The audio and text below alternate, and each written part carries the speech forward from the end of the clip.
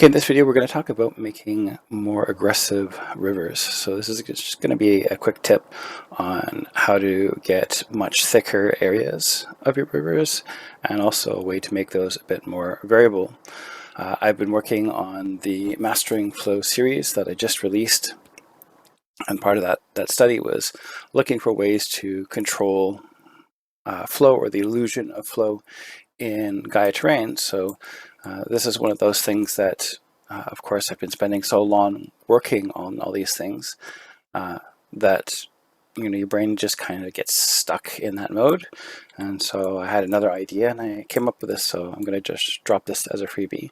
For those of you that don't know what I'm talking about, it's the third series in Advanced Gaea Terrains, and it contains 4 hours and 45 minutes of content, 22 files. Some of those are techniques and some of those are large terrain breakdowns. I don't usually talk about what I have in these outside of the actual post, but if anybody is interested in seeing, you can see that I have a techniques folder that covers a variety of things from rendering to texturing to use of slope blur, more advanced than my free video, etching with flow and stuff like that, as well as a variety of main terrains that contain a number of individual details, and they all come with videos, and then a whole bunch of bonus terrains, which are also, some are based on flow or variants of these things, and they also come with that as well. So I'll put a link into the description if you're interested. Otherwise, let's get into this. So I decided to start from scratch. We're just going to go in and we'll grab a Worslands here, which is all I used in the previous one. Bring this up at least to 1K for preview. And we'll scroll down here and we'll grab some rivers and drop that on. Now rivers will come in and it will have a certain limit to what you can do with it. We can go ahead with a river and we can just grab that, pull it out. And there's my maximum width right there. And I can go ahead and try and advance this further. I'll pull up the water amount and that'll go a little bit thicker. And then depth is just going to control how far into the terrain it pushes. It's not actually going to make it thicker. So if I want more aggressive than this, then I'm going to have to be sort of thoughtful about how I achieve this.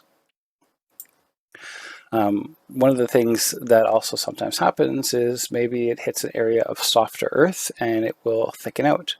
So this is what I'm looking into here.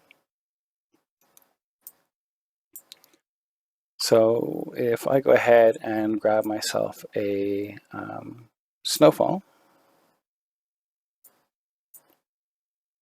and I get this depth here, I'm going to want to go ahead and auto level that, plug that into snowfall. Now I'm emitting snow. Now alternatively, I could try aperture.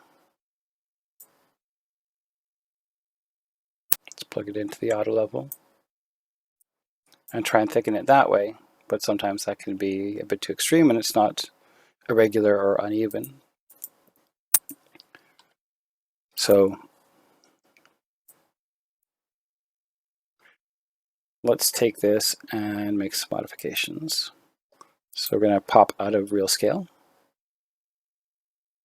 I will drop my terrain scale, like so. Just going to make it flatter instead of puffy.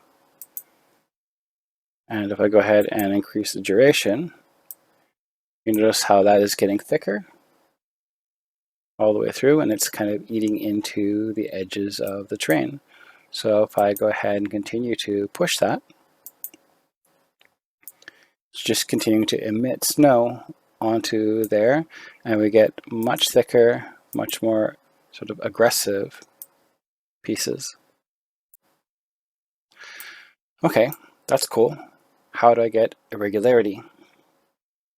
So if I want to add some irregularity to this, what I can do is I can shatter this. Just going to do that. Put this back. Say like this. And now we just put this into F. I take this and I push more towards the broken up version. You can see how that fills in.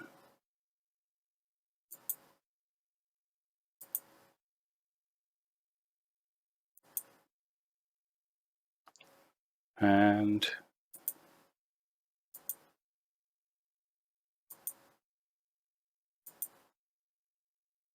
you can see how this area is wider now. So we have thick and thin regions. Over here it's thicker, down here it's thicker. So you have sections that will have more snow to thicken it out and areas that are less. So it gives me irregularity. Something you may have also noticed with my creation is that I also had some smooth areas. We think about how the rivers work. They'll continue to push through and they'll eat away. And some of these will be irregular, especially if you're a really large scale.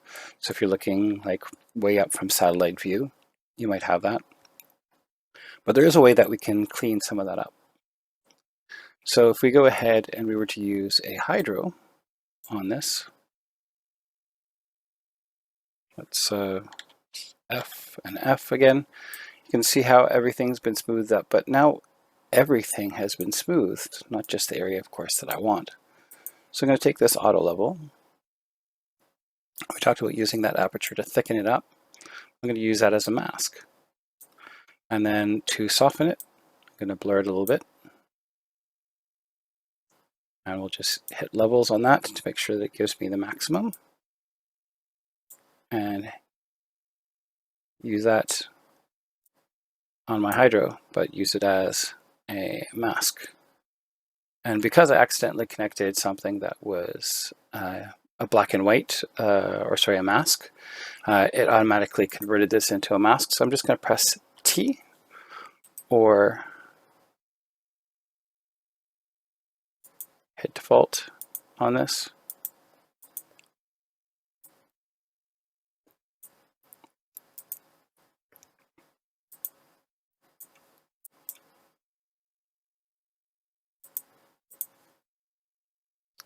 Let's just try this again.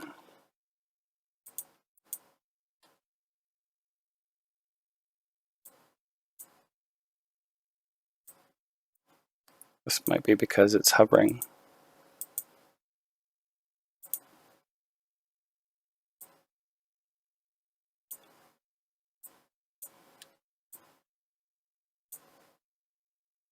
There we go. And plug that into the snow instead. And what you should notice is much smoother edges. So it means the shoreline itself is of course going to be a little bit smoother down there as well. But we get smoother edges. There's still some breakup and whatnot. If you want to get rid of that, you can be more aggressive with the hydro. And that's it. That's all we needed to do. This gives us exactly what we want in terms of a more aggressive river. And I'll see you in the next one.